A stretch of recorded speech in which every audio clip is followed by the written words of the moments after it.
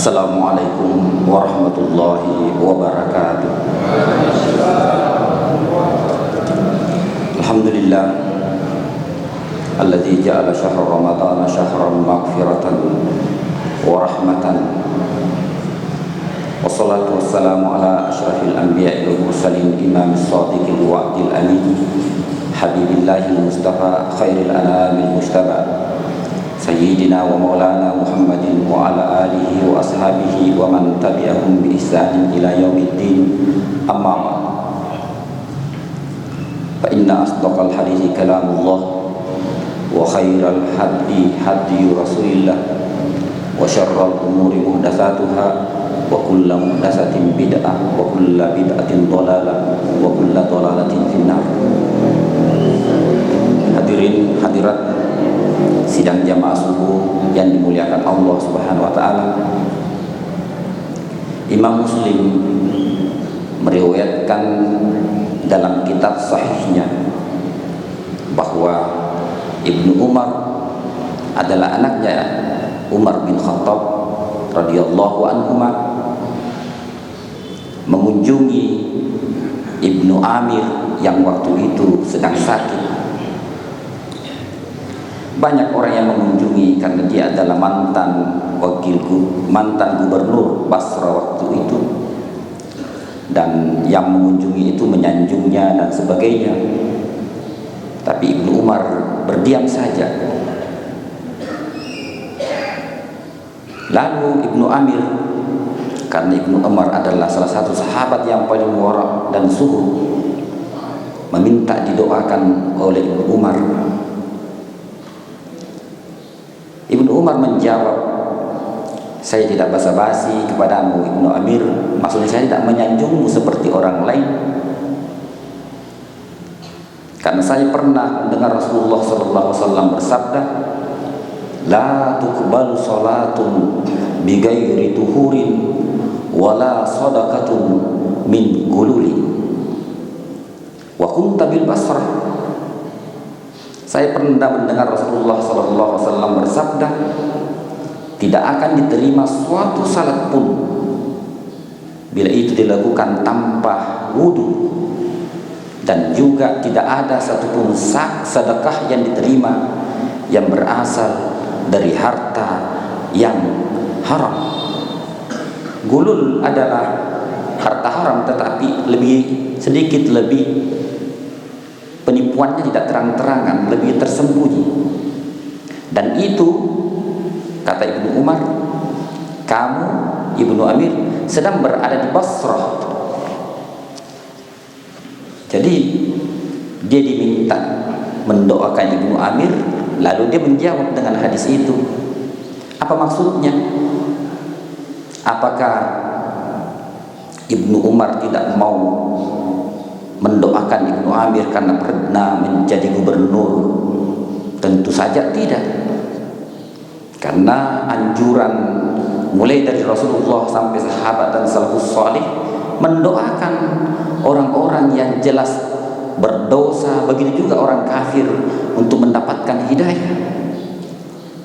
Tetapi Ibnu Umar mendorong agar Ibnu Amir ini memperbanyak taubatnya, karena sebagai mantan pejabat pasti pernah berada di posisi yang sangat potensi atau berisiko melakukan atau penyelewengan. Tentu saja Ibnu Umar tidak menuduhnya, maksudnya dia mendorongnya untuk bertaubat atau memperbanyak taubatnya. Karena bagaimana saya mendoakanmu bila engkau sendiri tidak bertaubat? Karena Allah Subhanahu wa taala berfirman, innama yataqabbalullahu minal muttaqin. Sesungguhnya Allah hanya menerima apakah itu doa, apakah itu amalan yang dilakukan oleh orang-orang yang bertakwa kepadanya. Rasulullah SAW bersabda yang diriwayatkan oleh Imam Muslim dari Abu Hurairah radhiyallahu anhu, Rasulullah sallallahu alaihi wasallam bersabda, Ayuhan nas, innallaha thayyibun la yaqbalu illa thayyiban. Sesungguhnya Allah baik dan tidak akan menerima kecuali juga baik. Doa yang dipanjatkan dengan orang yang berdoa dan memakan di darah dalam tubuhnya mengalir darah yang berasal dari makanan haram atau barang haram tidak akan diterima. Lalu Allah melanjutkan, innallaha amara al-mu'minina bima amara bihil mursalina. Sesungguhnya Allah memerintahkan semua orang mukmin apa yang diperintahkan kepada semua nabi dan rasul. Sebagaimana Allah berfirman, ya ayyuhar rusul kulu minat thayyibati wa'malu shalihan. Wahai para nabi, wahai para rasul, makanlah yang baik-baik dan lakukanlah amal saleh. Dan ayat lain, ya ayyuhallazina amanu kulu min thayyibati ma razaqnakum. Wahai orang-orang yang beriman, makanlah yang baik-baik terhadap apa yang telah kami rezekikan kepadamu. Baik adalah di dalam syariat kualitas makanan itu harus sehat untuk tubuh dan juga prosesnya harus halal. Walaupun bergizi, nutrisinya baik, sehat secara medis, tetapi diambil dari barang curian atau dicuri tetap saja tidak baik. Atau baik atau halal tapi barang basi tentu saja diharamkan. Yang namanya thayyib harus memenuhi dua kriteria itu. Lalu dalam hadis itu Rasulullah sallallahu alaihi wasallam menyebut, zakara ar-rajula yutilu safara ash'adha wa akbar. Ada seorang laki yang melakukan perjalanan jauh, kusut dan berdebu semua tubuhnya. Lalu yamuddu yadayhi ila samai, mengangkat kedua tangannya berdoa kepada Allah, ya Rabb, wahai Tuhan, wahai Allah. Wa mashrabuhu haramun, tapi minumannya haram. Wa malbasuhu haramun, tapi pakaiannya yang dipakai itu haram. Wa mat'amuhu haramun, dan yang dimakan juga haram. Wa ghusliya bil haram, dan daging tubuhnya tumbuh dari barang-barang yang haram. Fa anna yustajabu lahu, bagaimana bisa diterima tobat, bagaimana diterima doanya? Innallaha thayyibun la yaqbalu illa thayyiban. Allah baik, tidak menerima juga kecuali yang baik pula. Padahal ini musafir. Musafir adalah satu di antara yang mustajab doanya. Karena musafir itu sendiri adalah bagian qit'atun minal azab, penderitaan. Oleh karena itu orang yang musafir diberi banyak dispensasi, keringanan oleh Allah Subhanahu wa taala. Boleh tidak berpuasa di bulan suci Ramadan, boleh mengqasar salat, dan doanya mustajab, tetapi tidak diterima doanya karena semua yang dipakainya, semua yang dimakannya berasal dari haram. Kullu lahmin nabata min haramin fannaru aula bih. Setiap daging yang tumbuh dari barang yang haram, tidak ada yang bisa membukanya kecuali api neraka, sampai dia menghalalkan semua ketika dia hidup di dunia. La yadkhulul jannata lahmun nabata min sahtin. Tidak akan masuk surga daging yang tumbuh dari barang yang haram. Ini tanggung jawab kita semuanya. Bila istri dan anak-anak kita malas beribadah, tidak bisa dibilangin, maka perlu kita bertanya, ada tidak bereskah di harta yang kita dapatkan? Atau kenapa kita tidak bisa konsisten dalam beragama? Maka perlu bertanya, barang yang masuk di dalam tubuh kita itu apakah sudah haram, apakah sudah halal? Karena haram itu akan menciptakan suatu insting yang menyimpan secara tidak langsung. Karena halal haram itu tidak akan mewariskan ketaatan selain barang yang dipakai berasal dari barang yang halal. Ahmad bin Hanbal radhiyallahu anhu mengatakan, kalau Anda membeli pakaian 10 dinar, lalu ada 1 dinar dari haram dipakai beli pakaian, lalu dipakai sholat, tidak akan diterima sholatnya. Innallaha thayyibun la yaqbalu illa thayyiban. Imam Syafi'i radhiyallahu anhu pernah datang ke rumah Imam Ahmad bin Hanbal. Dia makan banyak, banyak sekali dia makan. Lalu anak perempuannya Imam Ahmad bin Hanbal, "Bapak, itu yang kau bicarakan ulama, kok ulama begitu banyak sekali dia makan? Bukankah kalau orang banyak makan akan banyak tidur? Kalau banyak tidur bagaimana dia beribadah?" Imam Ahmad berkata kepada anaknya, tanya kepada Imam Syafi'i, "Kenapa begitu?" Dia bertanya kepada Imam Syafi'i, "Kenapa begini kau banyak makan?" Katanya, "Bapak, kau ulama terkenal kesuhudannya, kewaraannya." Imam Syafi'i menjawab, "Benar. Wallahi, semenjak saya keluar dari rumah ibuku di Gaza, Palestina maksudnya, belum pernah ada yang memasuki perutku," berarti sudah berbulan-bulan karena jaraknya jauh, "kecuali sedikit, karena saya khawatir dengan syubhat. Tetapi ketika saya sampai di rumahnya Imam Ahmad bin Hanbal, saya makan banyak, karena saya tahu Ahmad adalah orang wara, tidak mengambil sesuatu kecuali dipastikan 100% itu halal. Kalau 1% ada kecurigaan itu keharamannya, dia menjauhinya." Itu yang kemarin kita bacakan kisahnya, seorang pemuda yang menuntut halalnya sepotong delima. Itu Imam Ahmad bin Hanbal itu.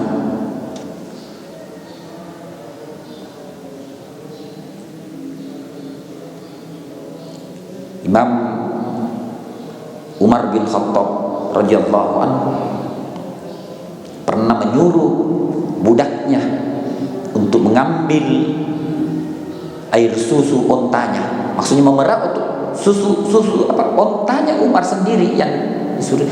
Ketika datang membawa susu itu, budaknya itu, Umar mengatakan, "Ini dari mana kau dapat?" Umar bisa mendeteksi bahwa ini bukan miliknya. Ya Khalifatul Mukminin, tadi saya mau mengambil susu unta khalifah, tetapi pengembalanya sudah bawa jauh, jadi ada unta sedekah di situ, itu saya perah susunya." Umar bin Khattab. Kenapa? Karena di dalam tubuhnya tidak ada yang haram. Ketika ada masuk jenis lain, dia bisa merasakan hasasiyah, rasa. Abu Bakar As-Siddiq radhiyallahu anhu juga serupa. Dia punya budak juga, dia suruh pergi membeli sesuatu makanan. Lalu Abu Bakar bertanya, "Dari mana kau dapat ini? Ini bukan halal." Dia terus terang, "Saya dulunya sebelum jadi budak, saya adalah seorang dukun. Tetapi saya bukan dukun. Saya pernah mempraktekkan menipu orang. Ketika saya keluar tadi, baru orang bayar saya. Uang pembayaran orang itu, waktu saya melakukan praktik perdukunan itu yang saya belikan makanan untuk khalifah."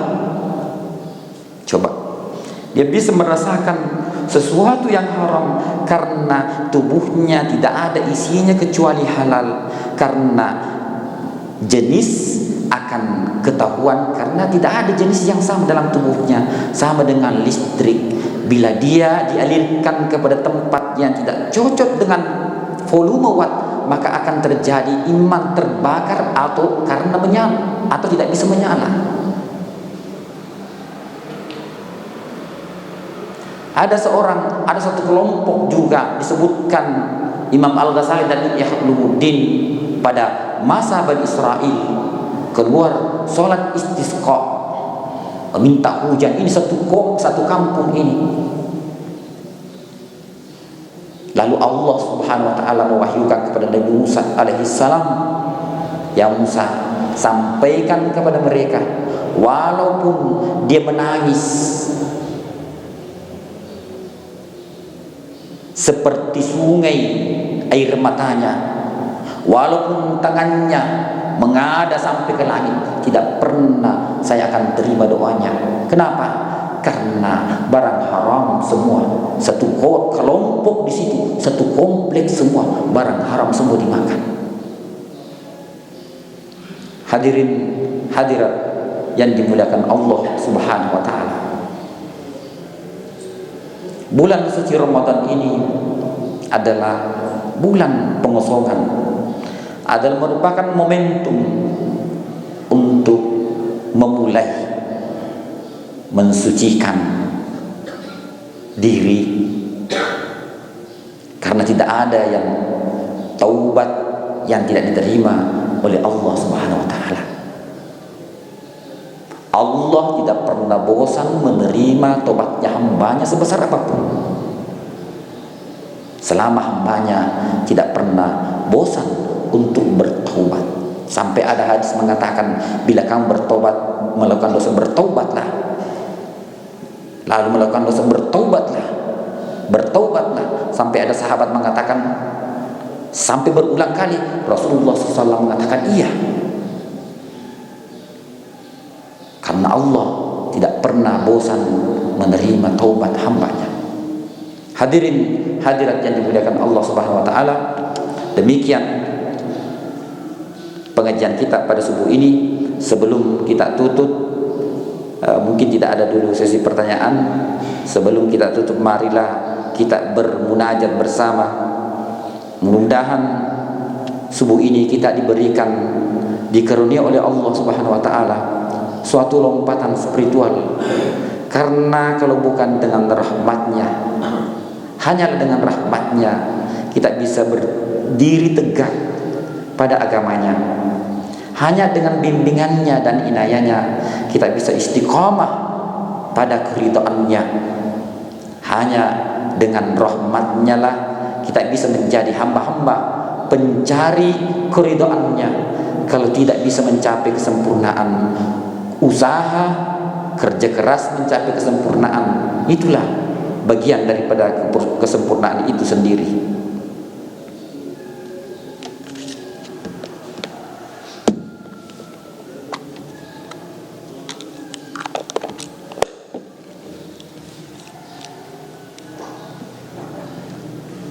Bismillahirrahmanirrahim.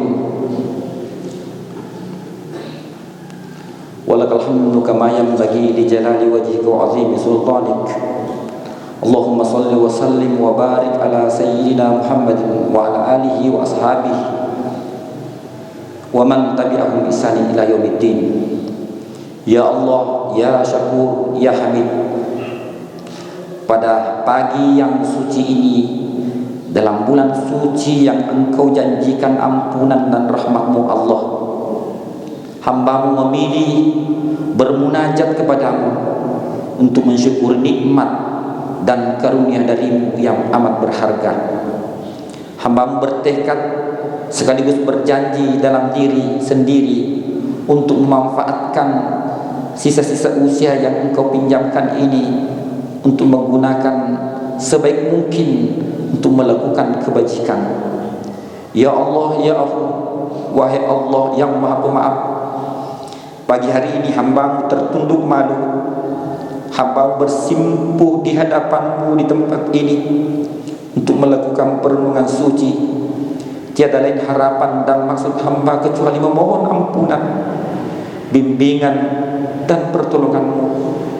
Hamba malu karena khawatir hanya bisa beribadah sungguh-sungguh di dalam bulan Ramadan, dan tidak serajin lagi di luar bulan Ramadan ini. Ya Allah yang maha melihat dan yang maha menerima taubat, hamba-Mu yang bertambah panjang usianya, yang bertambah banyak pula dosanya. Hamba-Mu sadar dosa-dosanya besar, tetapi ampunan-Mu jauh lebih besar. Tidak ada yang bisa mengampuni dosa yang besar kecuali Tuhan yang maha besar. Hamba-Mu menyeru-Mu walaupun bermaksiat kepadamu dengan penuh harapan. Ya Allah yang maha mendengar dan yang maha memaafkan. Siapa yang berbuat dosa dan siapa yang mengampuni dosa? Hamba-Mu yang paling banyak melakukan dosa dan Engkau-lah yang paling banyak mengampuni dosa. Apakah akan Engkau hukum aku sementara tubuhku sudah terbahak bersujud dan beribadah kepadamu? Apakah Engkau akan bakar aku dalam neraka-Mu sementara wajahku dibasahi air mata taubat? Masihkah Engkau membenciku sementara jiwaku sudah dipenuhi rasa cinta teramat terhadap-Mu? Kami pasrahkan diriku kepadamu ya Allah, sepenuhnya berserah kepadamu. Jika Engkau akan memasukkanku ke dalam neraka-Mu, itu memang pantas bagi diriku, mengingat banyaknya dosa yang telah aku lakukan. Jika Engkau memasukkan aku ke dalam surga-Mu, tidak ada yang bisa menghalangi-Mu, karena hamba-Mu yakin Engkau-lah Tuhan yang maha pengasih dan maha penyayang. Ilahi lastu lil firdausi ahlan wala aqwa ala naril jahim. Ya Tuhanku, aku tahu bahwa aku tak pantas memasuki surga-Mu, tapi hamba-Mu juga tak kuat menahan panasnya api neraka-Mu. Fahabli taubatan waqfir sunubi fa innaka ghafirus tambil azim. Maka karuniakanlah aku taubat sebenar-benarnya taubat. Sesungguhnya Engkau maha ampun, maha agung dan maha pengampun dosa. Ya Allah, ya Sami, ya Abu, jika Engkau menghukum hamba-Mu, tidak ada manfaatnya bagimu. Jika Engkau mengampuni hamba, tidak ada mudarat bagimu. Tidak ada jalan bagiku melindungi diri dari dosa dan kesesatan kecuali dengan penjagaan. Tidak ada cara mencapai amal yang baik kecuali dengan kehendak-Mu. Sungguh hamba-Mu takjub karena begitu banyak dosa dan kealfaan yang aku lakukan.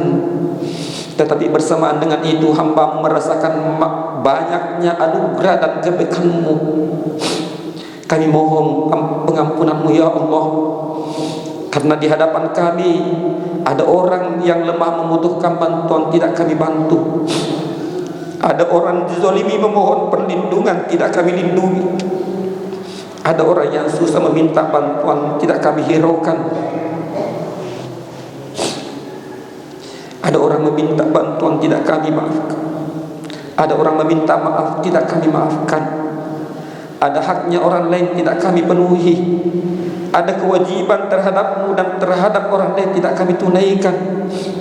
Ada orang yang berbuat baik, tidak kami berterima kasih kepadanya. Di dalam benak kami ada aib orang lain, tidak kami sembunyikan. Dan di dalam diri kami ada kebaikan orang lain, tidak kami hargai. Kami mohon penuh ampunan dan harapan kepada-Mu ya Allah. Ampunilah dan rahmatilah kedua orang tua kami, ayahanda dan ibunda kami, sebagaimana mereka menyayangi kami semasa kecil, mencurahkan segala air mata dan keringatnya memelihara kami hingga besar dengan penuh ketulusan dan cinta. Sungguh kami sangat menyesali ulah dan perbuatan kami terhadapnya. Kami menyia-nyiakan keberadaannya yang bernilai. Kami tak berbakti kepadanya. Kami banyak menyakiti hatinya, menyinggung perasaannya. Kami tidak membuat mereka, kami telah membuat mereka banyak menangis, padahal setetes air susunya tak sanggup kami balas. Sebaliknya justru kami membalas jasa-jasa mereka selama hidupnya dengan tak acuh, cuek, tak menghormati. Kini kami sangat merindukan keberadaannya yang sudah tiada dan sudah jauh di sana. Untuk menumpahkan air mata penyesalan ini dengan duduk bersimpu mencium kedua tangan suci mereka, memeluknya dengan penuh hormat dan rindu, mencium kedua kakinya yang telah menghabiskan umur dan hidupnya dengan susah payah demi untukku. Ampunilah dan kasihanilah mereka ya Allah. Tuhan, beri aku kesempatan membahagiakan kedua orang tuaku di sisa-sisa umurnya. Beri mereka umur panjang agar aku dapat berbakti kepada mereka. Damaikanlah dan sehatkanlah mereka selalu. Lindungilah ibu bapa kami ya Allah. Karuniakanlah kesempatan yang bisa membuat mereka tersenyum bangga dan bahagia. Maafkanlah aku karena sering mengecewakannya. Terkadang telah mengartikan kemarahannya hingga tanpa sengaja kami membentaknya. Tuhan, jadikanlah kami anak yang pintar berterima kasih kepadanya. Ya Allah, terima kasih Engkau telah mengkaruniaiku ibu dan bapa yang sangat menyayangi dan mencintai kami dengan tulus dan ikhlas. Wahai Tuhan penerima taubat, Tuhan yang maha pengampun, yang penerima doa, Engkau maha mulia dan maha pemurah. Perkenankanlah doa kami, terimalah taubat kami pada hari dan pagi suci ini dalam bulan suci-Mu. Kami tertunduk tersipu malu di hadapan-Mu, mengakui kehinaan dan kerendahan kami. Selembar rambut pun kami tak memiliki apapun selain Engkaulah satu-satunya pemilik mutlak. Sungguh kami makhluk hina dina yang tak tahu diri, bergelimang dalam samudra nikmat dan pemberian-Mu yang tak terhitung. Tetapi kami melupakan-Mu dengan dosa-dosa dan kemaksiatan. Kami pasrahkan diri kami dengan segala dosa-dosanya dan kebusukannya. Sudilah menerima kembali jiwa raga kami ya Allah dalam pangkuan agama-Mu dan keridhaan-Mu. Bimbingilah dan lindungilah kami berdiri tegak lurus dalam ketaatan kepada-Mu, mengarungi samudra kegelapan dengan cahaya-Mu, menggapai pulau cinta dan keridhaan-Mu. Hiasilah hati kami keimanan dan ketakwaan penuh terhadap-Mu. Buatlah hati kami membenci dosa-dosa. Karunialah hati kami kelezatan ibadah dan bermunajat kepada-Mu sampai panggilan ajal menjemputku. Rabbana atina fid dunya hasanah wa fil akhirati hasanah wa qina azabannar. Subhana rabbika rabbil izzati amma yasifun wa salamun alal mursalin walhamdulillahi rabbil alamin. Al-Fatihah.